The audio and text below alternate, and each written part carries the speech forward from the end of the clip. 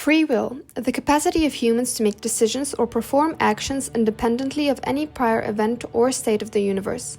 But do you really have control over our actions? The last decision you made, did you actually have control over it? Or did you just act as if you had control? Did the universe just make you believe you had a choice? Let's imagine a man sitting quietly on the train, staring out the window with a cup of coffee in his hands. His choice to buy coffee wasn't really a choice. He was tired because he had stayed up late finishing work, which he did because his boss has reminded him of that deadline, which existed because of the company's contracts, which arose from decisions made years ago by people he has never met. The train stops suddenly, and the man is jammed against his seat. Annoyance flickers across his face, but only because his nervous system reacts that way. An unconscious tightening of his jaw, a slight rush of adrenaline. He didn't decide to be annoyed, his body simply followed its programming. A teenager jumps into him while rushing past, slamming his backpack against the man's arm. The man's heart jumps, anger rising. But was that anger his free will? His brain was wired by past experiences, childhood scoldings, tense arguments. His neurons simply fired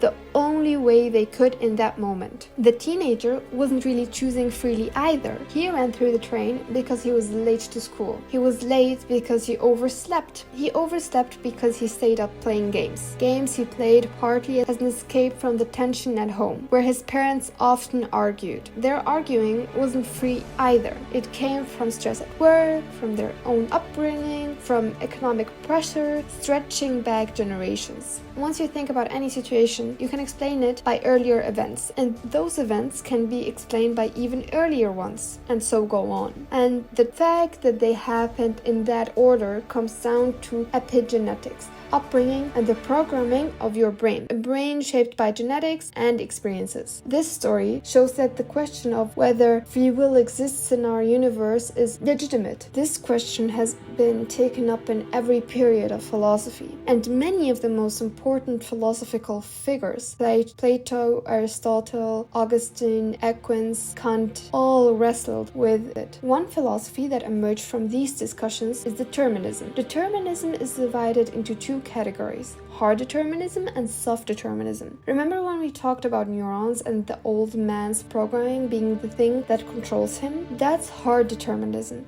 Everything is controlled in a radical, unconscious way. The philosophy of hard determinism is incompatible with free will. Soft determinism is different. It says that even though all events in the world are predetermined, it is still possible for people to have free will and thus be morally responsible for their actions. So soft determinism basically means determinism is true, but free will is still possible. Libertarian free will is still defended, especially in religious, metaphysical traditions, but it's less popular in contemporary analytical philosophy and science. The most widely accepted position among philosophers today is compatibilism. A 2020 survey of professional philosophers, Phil Paper's survey, found that about 60% accept or lean towards compatibilism, while fewer endorse hard determinism, 10 to 15%.